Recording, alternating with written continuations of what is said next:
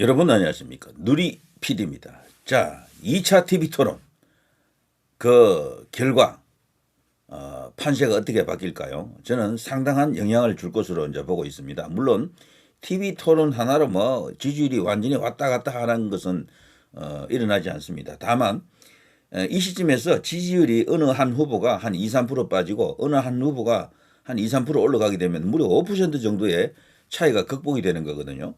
그래서 굉장히 중요합니다. 그런데 제가 각 진영의 입장 혹은 그 반응을 쭉 살펴본 결과 전부 우리가 잘했다 이겼다라고 하네요. 전부 이재명 개딸들도요 완성했다라고 지금 떠들고 있습니다. 근데 완성입니까? 제가 볼 때 이재명은 완전 개박살 난 토론회라고 합니다. 그렇게 보입니다. 거기서도 나중에 이제 가보면 알겠습니다만 결국 거짓말이 될 수밖에 없는 그런 입벌구적 현상이 나타났다라고 생각하고요. 이준석 지지자들도 이준석이 완전히 그냥 킹이었다. 완전히 토론을 주도했다. 뭐 이렇게 지금 주장하고 있습니다. 근데 제가 볼 때는요. 이번 토론회 역시도 김문수의 완성이다. 이렇게 생각합니다.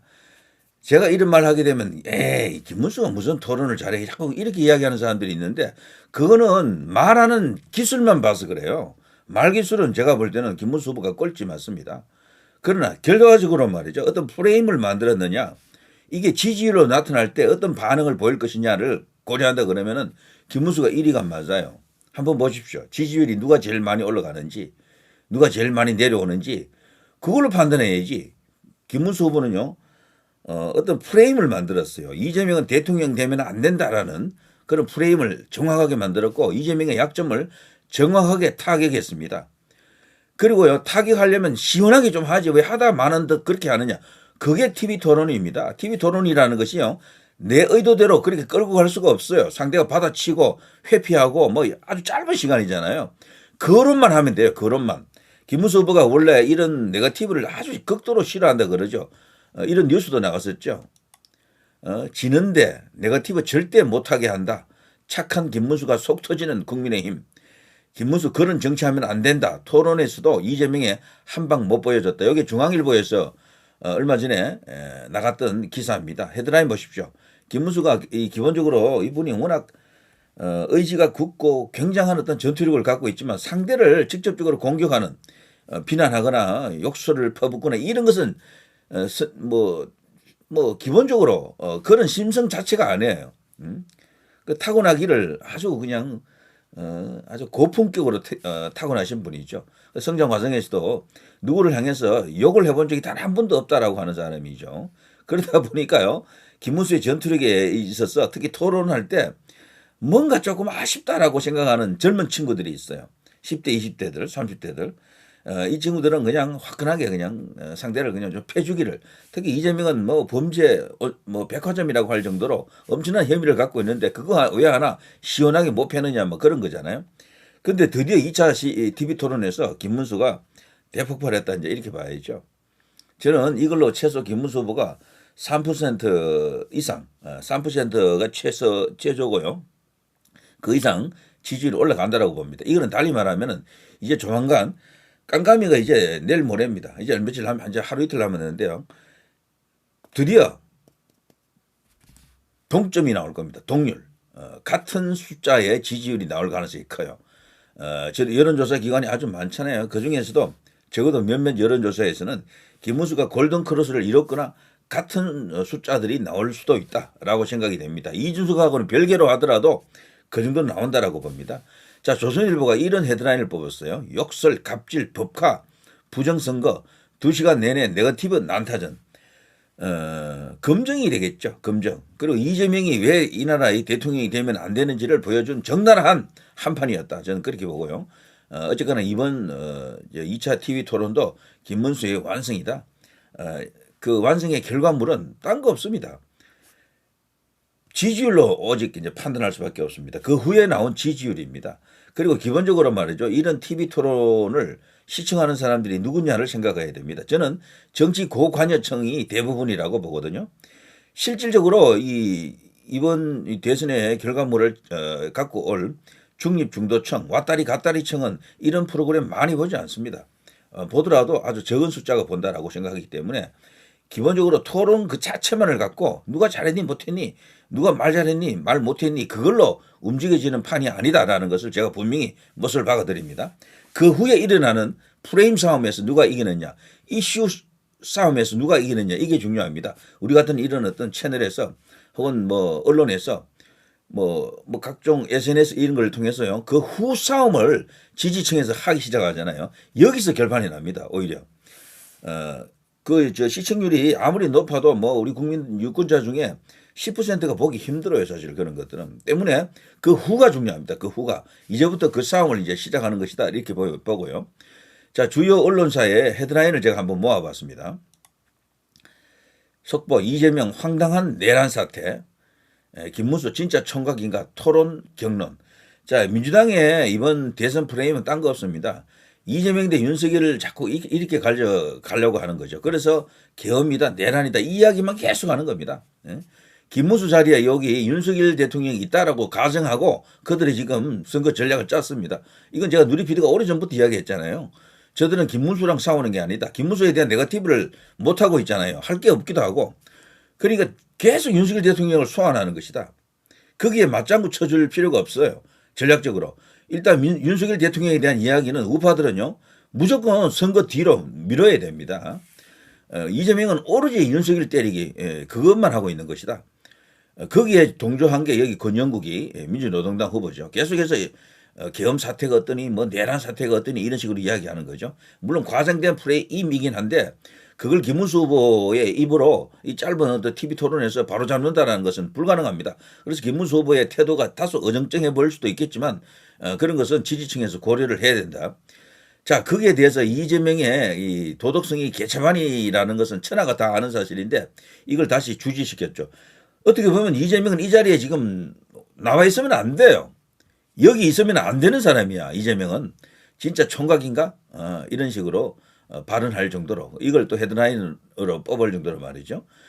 진짜 검사냐? 진짜 총각이냐? 그리고 이 사람이 걸어온 길, 살아온 길 자체가 어마어마한 어떤 거짓에 기반해서 오늘날 한나라의 대통령 후보까지 된 게 아닌가 이렇게 지금 본다라는 것을 김문수 후보가 국민을 대표해서 저격을 했다 이렇게 이제 봐야 되겠죠.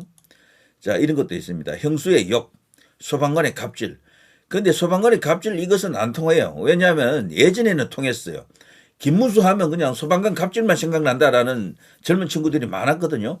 10대에서 한 40대까지 이렇게 보면 됩니다. 특히 20대, 30대들이 그런 친구들이 많고 이게 이제 악마의 편집이라 그러죠. 알고 보니까 김문수는 비난받을 일이 전혀 없다라는 걸 이제 대부분 알아요. 왜 그렇게 여러 번 전화를 걸어서 소방관에게 마치 갑질하는 것처럼 보였느냐? 그럴 수밖에 없었던 이유가 지금 다 드러났죠. 그게 지금 시스템 점검하고 있었거든. 지휘 감독자가 관리 감독자가 어떻게 보면 부하 직원일 수도 있어요. 그렇게 이제 어떤 업무 파악을 하고 있는데 그 담당자가 매뉴얼대로 말하지 않고 뭐 계속해서 자기 신분을 밝혀야 되거든요. 전화를 걸게 되면 119나 이런 거로 전화 걸게 되면은.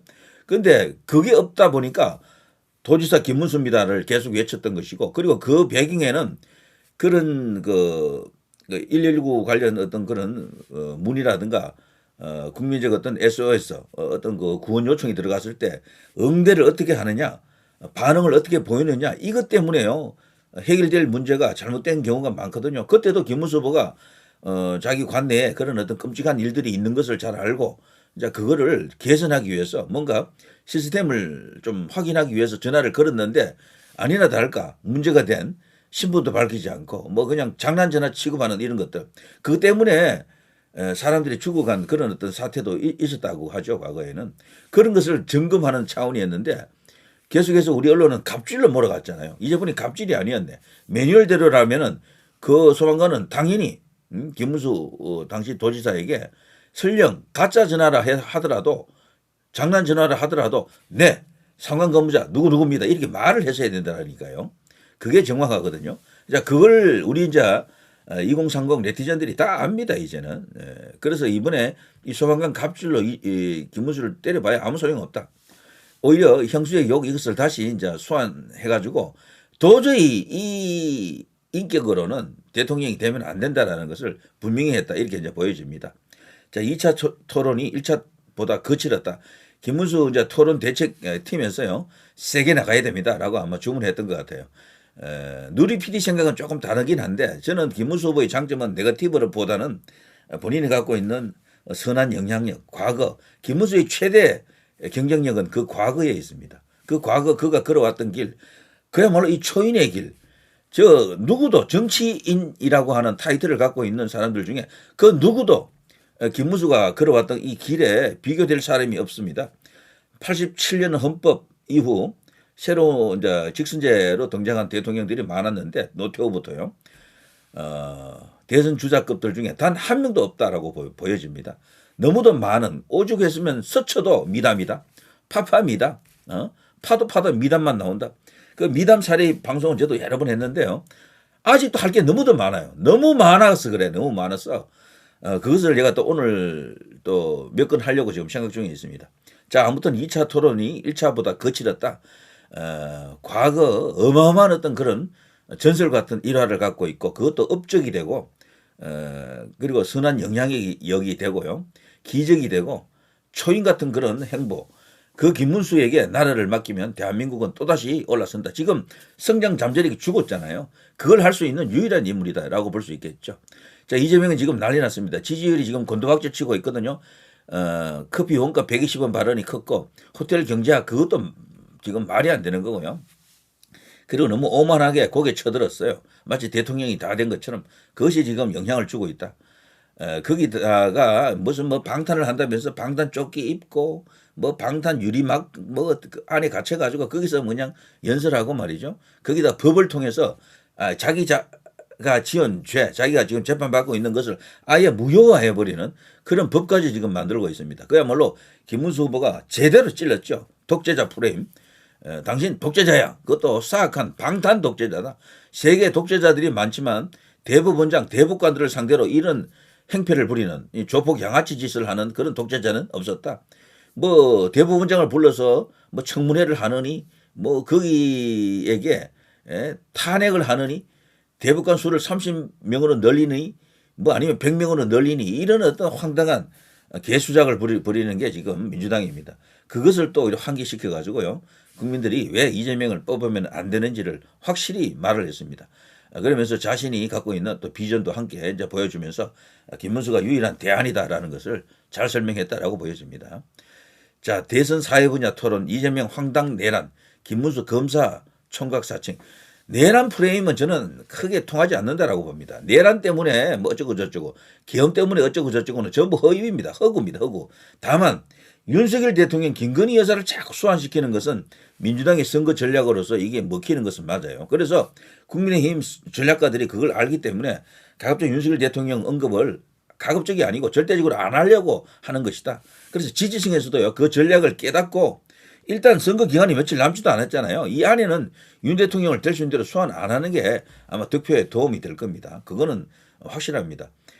윤 의계인은 그 후에 선거 끝나고 난 이후에 김문수 후보가 대통령이 되면은 뭐 된 대로 안 됐으면은 안 된 대로 그때부터 이제 본격적으로 해볼 일일 수도 있다. 자, 이거는 조선일보인데 말이죠. 이재명, 정광훈 그거와 깊은 관계가 있다. 이제 드디어 이제 정광훈 목사 이야기를 끄집어냈는데 김문수 후보가 아주 요령 있게 정광훈 목사와의 관계에 대해서 정색해서 답변을 안 하고 그냥 소위 말해서 다른 이슈를 갖고 우회해버렸죠. 아주 현명한 방법이었습니다. 제가 그랬잖아요. 대답하기 곤란한 질문이 터지면은 우회해야 된다고요. 자, 김문수 이석기 후예와 연합공천 이걸로 때렸죠. 그러니까 제대로 친 겁니다. 이 정광훈 목사와 이 관계로 중립 중도층의 표가 이제 올 것이다라고 생각할 수는 없겠죠. 아무래도 이렇게 하는 게 맞습니다. 정광훈 목사와 아주 절친한 관계고 그분을 뭐 존경한다. 그분과 함께 애국 운동을 한 것이 자랑스럽다. 이렇게 말하는 것은 우리 진영 안에서도 전체의 의견이 될 수가 없습니다. 그거는 일부의 의견이 된다고요. 광화문이 뭐 600만이다 뭐 이렇게 말한다 치더라도 그 600만 표는 이미 김문수 후보에게 다 와 있기 때문에 그렇게 발언하는 것은 확장성을 죽인다라고 봐야죠. 그래서 김문수 후보가 이런 어떤 지혜로운 발언을 한 데 있어서 섭섭해할 필요 없습니다. 충분히 현명한 판단을 했고 잘 답변했다라고 생각하면서 상대를 받아쳤죠. 오히려 역공을 했다라고 볼 수 있습니다.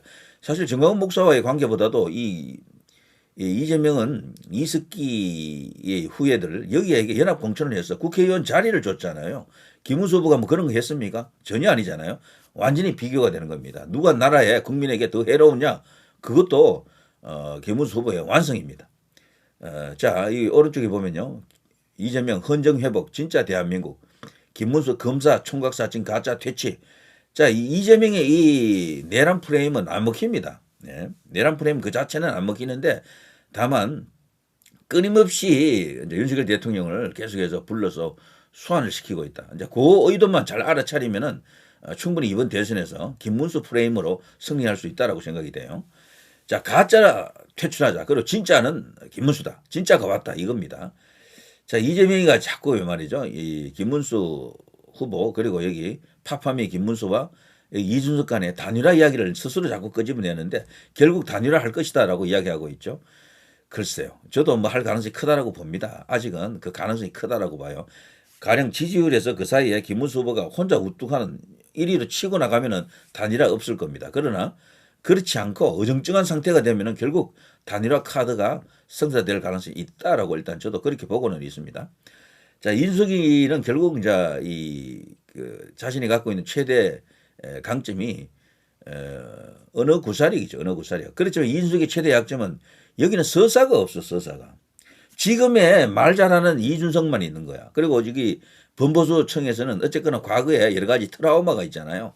싸가지, 왕싸가지. 거기다가 내부 분탕 뭐 이런 것들이 있기 때문에 준석이는 조금 더 큰 정치인이 되기 위해서는요. 한 번 더 성숙한 어떤 그런 모습을 보일 필요가 있고 그 단계가 1단계, 2단계 정도 남아 있을 겁니다. 나이도 아직 어리잖아요. 그리고 이런 것은 있습니다. 지금 보수 지지층에서도 이번 토론을 보면서 깜짝 놀란 게, 야, 이준석이가 저 정도로 공부를 많이 하고 있었나? 저 정도로 말을 잘하는 친구였나? 이렇게 놀라는 사람들도 있고, 말을 하더라도, 일반적으로 싸가지처럼 알기 때문에 아주 재수 없게, 밥맛 없게 이야기할 줄 알았는데 굉장히 품격 있게 말하잖아요. 토론의 매너도 잘 지키고, 그리고 이 무엇보다도 점잖아졌다라고 하는 사람이 많아요. 이준석이 보고. 이게 왜 이런가 하면은 국회의원 되기 전과 후가 완전히 달라졌어요. 제가 볼 때도. 국회의원 되고 나서는 이 입으로 조잘거린 적이 한 번도 없는 것 같은데. 제 기억에는. 그러니까 과거에 이준석이 지금 국회의원이 되고 나서는 그 모습이 이제 거의 이제 사라졌다라고 해도 과언이 아닙니다. 때문에 앞으로 보수 안에서 이 이준석의 영향력이 굉장히 커질 가능성도 있습니다. 한동훈을 견제하는 최강의 카드일 수도 있어요. 이제 보니까 토론 능력이 한동훈이 뛰어나다 그러는데 한동훈이 갖고 있는 그 토론 스킬이나 그 어떤 그 방식보다는 이준석이가 제가 볼 때 더 위입니다. 제가 중립적으로 보더라도. 그래서 한동훈 앞에 최대 장벽이 아마 이준석이 될 것 같아요. 이제는. 나이도 더 어리기 때문에 한동훈이 갖고 있는 장점이 다 죽어버릴 수도 있어요. 자칫하면은. 자, 특히나 이번에 이재명을 최대로 타격한 내용이 황제 헬기 바로 이거죠. 김문수 후보가 이걸 이제 드디어 끄집어냈습니다. 서울 이송 때 황제 헬기를 이용했다. 부산을 무시했다. 부산에 있는 우리나라 최대의 외상 관련 치료 시설이 있잖아요. 부산대병원. 거기가 지금 뭐 거의 탑클래스입니다. 거기를 외면하고 서울로 날아간 이유가 뭐냐? 심지어는 자신이 성남시장 때 최대 업적이라고 또 떠들었던 성남에도 이제 자기가 병원을 하나 이제 이렇게 세웠는데 거기도 가지 않았어요. 이런 모든 모순되는 행동 그리고 특권 의식에 쩔어 있는 이재명의 저 입벌구 같은 그런 어떤 뭐 성격, 스타일. 그리고 진정성 없는 저는 가짜 인생 이런 것을 여지없이 드러냈다라고 봐야죠. 그래서 직격했는데 이거 제대로 먹혔다라고 봅니다. 부산에서 아마 이걸로 말이죠. 부산을 비롯해서 그 동남 지역에서 적어도 한 100만 표가 김문수로 왔을 것으로 저는 그렇게 생각합니다. 자, 이재명이가 결국은요 김문수의 이 공격에 무릎을 꿇고 부산 의료진에 죄송하다라는 항복 선언을 받아내기에 이르렀죠. 박수 쳐야 됩니다. 정말. 자, 김문수 형수에 욕하는 이재명. 가정통합도 못하는데 어떻게 나라를 이끄냐. 이런 이야기고요. 이재명 소방관의 갑질이 권력 남용이냐? 이건 제가 앞서 설명드렸죠. 이건 이제 더 이상 프레임이 되지 않습니다. 젊은 친구들이 다 알아요. 이제는. 아, 이거 완전히 아니구나. 특히나 소방관 본인이 사과 글을 올린 게 또 다 지금 퍼져 있습니다. 그걸 누가 뭐 사과 성명 내라고 뭐 강요한 것도 아니에요. 본인이 아차 그분이 진짜 도지사였구나 라는 걸 알고요. 너무도 마음이 찔려서 죄책감에 그 사과문을 올린 게 인터넷 공간에 다 떠들고 있고 저도 예전에 그 방송을 한번 해드렸죠. 그거를. 자, 뭐 그런 것들이 다 나와 있습니다. 그리고 역대 경기지사 중에 소방관들에게 소방서에 그 경기도 안에 있는 소방관들에게 처우 개선에 가장 많은 노력을 해주고 업적을 갖고 계신 분이 김문수 경기지사였습니다라는 걸 이야기하더라고요. 거기서. 너무도 죄송합니다라면서요. 그러니까 그 갑질이 아니야 완전히. 뭔가 이렇게 180도 거꾸로 알려졌다. 악마의 편집이었다. 이런 이야기입니다. 자, 이재명 부자 감세 철회 질문. 부자 감세가 아니에요. 기업 감세죠. 기업 감세. 이걸 지금 하려고 하는데 사사건건 발목을 걸고 그러죠. 여러분 분명히 아셔야 됩니다. 부자 감세는 없어요. 우리나라에는. 다만 기업들이 조금 더 이렇게 경쟁력을 갖도록 그래서 일자리를 만들어내기 위해서 더 많은 한국의 상품을 수출하는데 도움을 주기 위해서 감세를 하려고 하는 것이지 부자 감세는 절대 없습니다. 오히려 이 민주당이 이런 거짓 프레임을 갖고 공격하는 수단으로 쓰는 것뿐이지 진정으로 나라와 국민을 위하는 것은 김문수 후보 같은 이런 분들이 갖고 있다라고 봐야 됩니다. 자, 어쨌거나 뭐 이런저런 난타전이 이제 벌어졌다. 그리고 이런 것도 있습니다. 여기 이제 태양광이라든가 풍력 이런 이야기가 나왔잖아요. 근데 이재명이가 무슨 수치를 갖고 와가지고 중국산으로 가는 게 아니다. 중국산은 얼마 안 된다. 이런 식으로 이야기했잖아요. 그런데 교묘한 그게 말장난인 것이 실제로는요. 택가리 같은 걸 통해서 국내 태양광을 완전히 점령하고 있는 게 중국입니다. 여기 보면 한국 침투한 중국 신종 위장술이라 그러죠. 우리나라 상품처럼 보이지만 알고 보니까 중국산이 그 속에 숨어 있었네. 택가리를 통해서 한국 인버터 시장 점령한 중국 태양광, 한화, HD, 현대, 효성 등 중국 인버터 제품 가져와서 브랜드를 바꾸어서 판매를 하는 겁니다. 실제로는 중국산이에요. 10조 시장 95%가 중국산이다. 에너지 안보에 구멍이 뚫린다. 자, 이 원자력 관련 이야기도 말이죠. 김문수 후보가 역점을 두고 이제 이렇게 언급을 했고 이재명은 거기에 대해서 뭐 재생에너지 어쩌고 하면서 뭐 알리백 이런 이야기를 했었잖아요. 그것도 결국에는 말만 화려하지 답이 될 수 없는 이야기를 그들이 하고 있는 겁니다. 이 원자력은 지금 현 시점에서 다른 유럽 선진국이라든가 기본적으로 이 원자력을 일단 멀리하고 탈원전으로 가던 나라들도 다시 원전으로 다 오고 있습니다. 경제성이라든가 그 밖에 여러 가지 관리 측면에서 원자력을 대신할 수 있는 것이 없습니다. 그리고 또 하나요. 이 원자력은 기술 발전을 이렇게 쭉 이렇게 속도를 고려할 때 나중에는 결국에는 핵융합까지 아마 들어올 겁니다. 핵융합은 완전히 그냥 신의 에너지라 그러죠. 그건 진짜 천년무공이거든요. 그거는 뭐 지금 현재 원자력 발전이 갖고 있는 문제점도 없어요. 거기까지 갈 수 있는 그 기술을 위해서라도 우리는 원자력을 계속해서 고수해야 되는 여러 가지 어떤 이유가 있습니다. 그리고 현 시점에서 우리 기업들이라든가 이런 데서 원자력 에너지가 없으면은 이 전기값을 감당하실 수가 없습니다. 각 가정에서도 말이죠. 원자력을 자꾸 이런 식으로 멀리하고 뭐 재생에너지 어쩌고 하면서 저쪽으로 가게 되면은 지금보다도 2배, 3배 많은 전기료를 내야 될 겁니다. 그걸 우리 국민들이 또 부담할 수 있겠습니까? 말이 안 되죠. 자, 어쨌거나 이번 이 토론회는 제가 그냥 아무 생각 없이 지켜본 바로 어떤 생각을 갖고 본 게 아니에요. 그냥 객관적 중립적 입장에서 이렇게 지켜본 바로 김문수의 한판 완성이었다 이런 생각이 듭니다. 이 완성이라고 하는 것을 말하는 기술 그 토론 스킬 대결로 보면 안 된다니까요. 나중에 한번 보십시오. 뭐 이제 하루 이틀만 있으면은 바로 이 지지율이 나올 겁니다. 거기서 김문수 후보가 드디어 골든 크로스를 이뤄낸다라는 것을 제가 미리 예고해 드립니다. 자, 대단히 감사합니다. 누리 PD 김준희였습니다.